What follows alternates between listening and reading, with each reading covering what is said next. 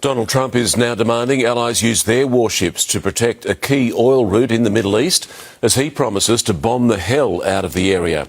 It comes as Iran continues to ramp up attacks on its neighbours and concerns grow for Australians in Lebanon.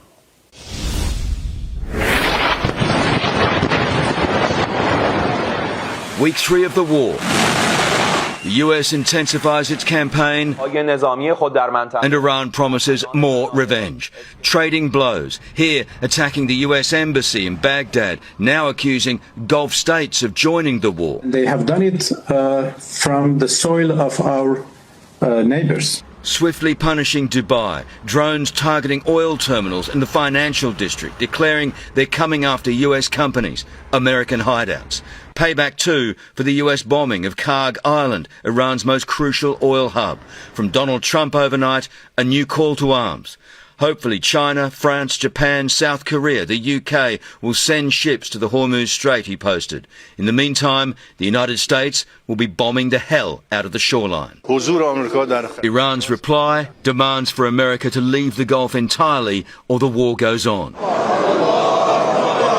The besieged nation continuing to bury military commanders and carry out rescue missions for civilian survivors. We just dug out 5 family members, he says.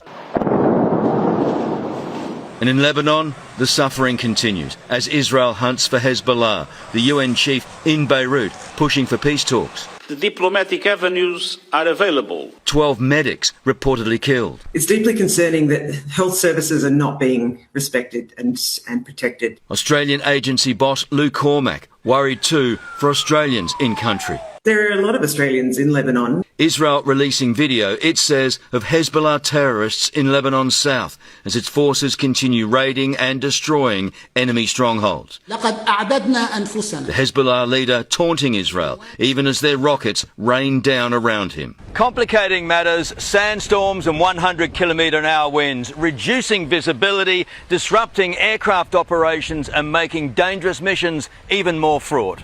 As Israel and Lebanon were blanketed and Gaza with its tented population was hammered, the faces of the 6 crew killed in the refueler crash, a likely mid-air collision in congested airspace. Images that will ratchet the political pressure on President Trump over a war with no end in sight. Let's go live now to Chris Reason in Israel. Chris, Donald Trump claims Iran has reached out with a peace deal. Good evening, Mark. US President Donald Trump has given an exclusive interview with our affiliate media partners, NBC, saying that Iran has reached out with the terms of a proposal, but Mr. Trump saying that those terms simply are not good enough yet to accept. The President also went on to question whether or not the new Supreme Leader, Ayatollah Mojtaba Khamenei, was even alive. And on the subject of the war and continued airstrikes, Mr. Trump said that they had completely demolished that critical oil facility of Karg Island, but said, adding to that, quote, "We may hit it a few more times just for fun," unquote. Ange? Chris Reason in Israel, thank you.